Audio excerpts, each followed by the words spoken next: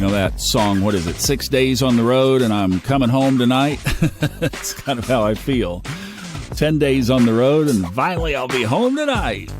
Hey everybody, Thomas Miller on the Fun Astrology Podcast, Monday, May 29th. 3 more days left of May. This begins our first week of June, and I thought that's what we could do is take a look here at the key factors that we'll be seeing over the next 30 days and how they're going to impact us energetically. Today, all we have is the moon changing signs from Virgo to Libra, 10:50 this morning. The void, of course, is 5 hours ahead of that. Those are Eastern times.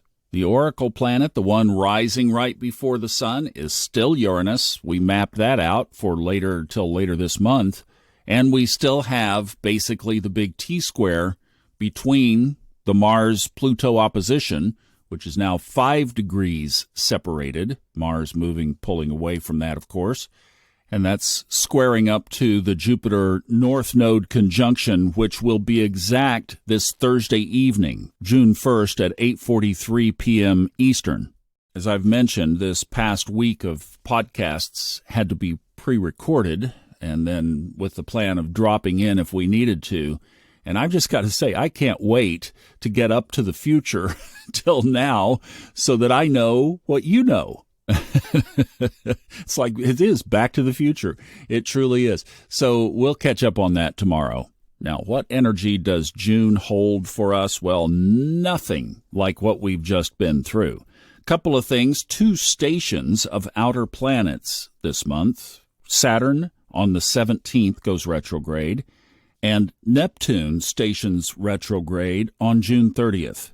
I have the whole retrograde schedule for the rest of the year. Link up at the top of the funastrology.com website if you'd like to get freshened up on that.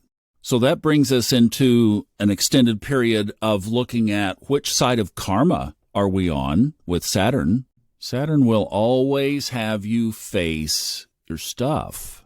But if you're working on your stuff consciously, consistently, in tune, asking for guidance and direction, then Saturn becomes a builder. It doesn't take the quick route, though. That's the one thing about Saturn, is like today we are so snappy, right? We want everything right now, da-da-da-da-da. And Saturn is just not that way. So the best advice as we enter into this Saturn retrograde period is think long game. Think long game with your path. And let's bring Neptune into that because on the 30th it goes retrograde, and that means our spiritual path. And by the way, to that end, on my Subconscious Mind Mastery podcast, that's the one where I basically for 10 years have been telling my story out loud. We've started something new on Sundays, and it kicked off yesterday. And that is a Sunday weekly release that's a little bit more spiritually focused. So it's an intention to give you a little something on Sunday morning if you'd like to set your focus on the spiritual side of life. Just something you can spend a few minutes reflecting on some higher vibrations. So that will be out every Sunday if you'd like to check out yesterday's. That's the Subconscious Mind Mastery Podcast.